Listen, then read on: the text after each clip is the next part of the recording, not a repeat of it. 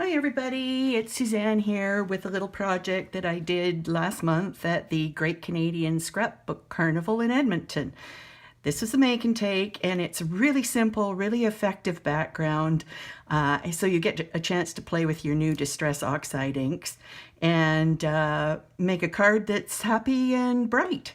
So this is the card front that we're going to do. We're just going to do the card, the front there, and then you can mount it on whatever colors you wish. So the products I used for this were the Ranger Ink Essentials Specialty Stamping Paper. It's got a pretty nice surface, I must say, and it makes the Quietfire stamps show really crisply. I do like it for that. And then, of course, the Hello die from Elizabeth Craft Designs, which you can get from them or you can get from me. And the Scrapbook Adhesives adhesive dots, and these are the littlest ones they make. They're micro scrap dots, adhesive dots. So let's start with a piece of the specialty stamping paper, and this is just so easy it's embarrassing. I just want to stand up here and I'll show you the Oxide inks. There, I have them all lined up. You probably wouldn't have 5 little handles there. That's what they look like. And then I'm going to take, this is the peeled paint, and I'm just going to rub it and pat it. Patting works well. And then rubbing it. And you can go right to the edge. If you're using a bigger piece of paper, you can trim it afterwards. And you can do these in any order you want. Or you can leave some colors out, add some colors in, do whatever your little heart desires. It's your design. And this is Fossilized Amber. The last one was Fired Brick. This is Fossilized Amber. And then just give it a little swipe. Maybe add some more in. And then Cracked Pistachio. Same thing.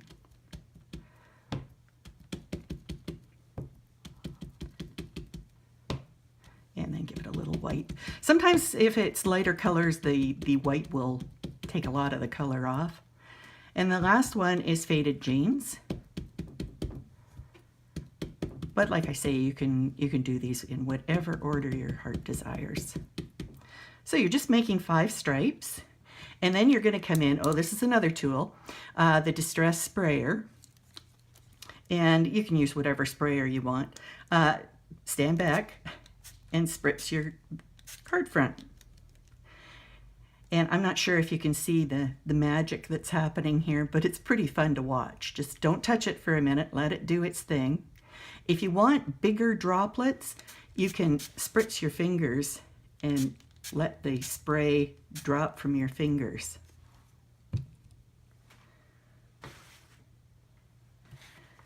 And then, now because we were doing this as a make and take, we didn't have time to get out heat guns and do the whole thing. And you could do that now. You could let it dry naturally, or you can get out a heat gun and give it a spray, or you can take a paper towel and just lightly pat it. Now what's going to happen when you do this, you'll never get the same thing happening twice, is it'll take some of the color off, of course, but you might also get some of the pattern of the paper towel in your spritzing. And if you do too much spritzing, it might take most of the color off, which is not really the effect you want. Okay, that's pretty subtle one. I have another one over here that I did earlier that I'll share with you. Here it is. And it actually dried with a bit of padding, because you can see that happening there. And also with, here, let me turn it the other way around. It dried naturally with a little bit of padding. So if you want a bit more drama, you might come in again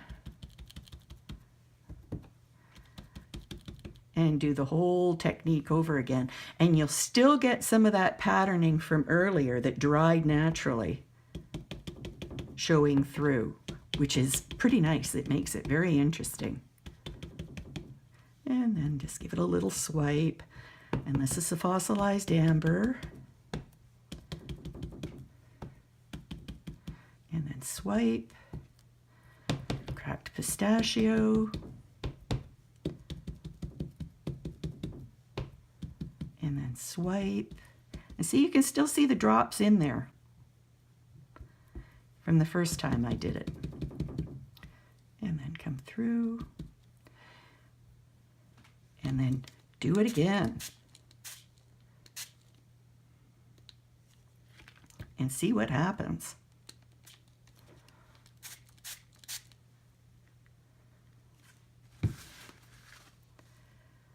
Now I didn't get any big drops in there, unfortunately. Sometimes those look very, very interesting. But you can see that gives it a bit more color. I could go in and dab that with a paper towel.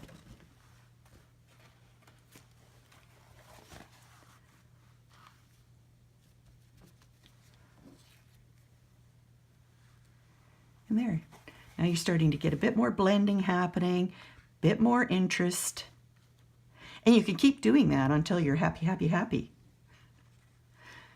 Okay, I'm just going to go back to this first one that I have here, which is looking a little bit pale in comparison.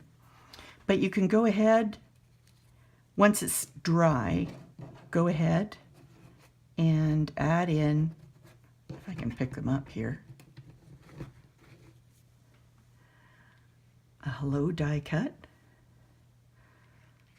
or you could take any one of the other Quietfire die cuts, and that's Believe,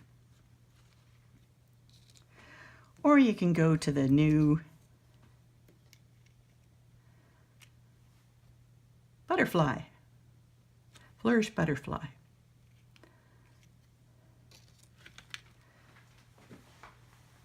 How are we doing? 7 minutes, wow. You're long-winded, Suzanne. Okay, now to adhere the die cut to your panel, you're going to take the adhesive dots, and they pull out on the bottom of the package, and they're on a little square. Let me move that aside. And what I'll do is just take, now, I mean, if you're really good, you can lay these down right on a wide part of the letter. Here, let's give us a little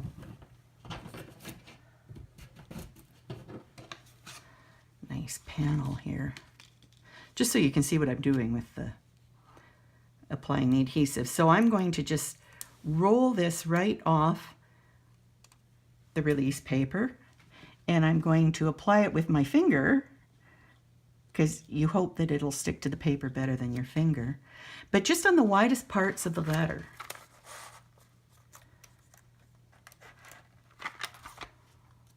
And you pull these out one by one and roll them off. And when I have fingernails, which I don't right now, I use those. And then again, near on the H, on the O, and in the middle.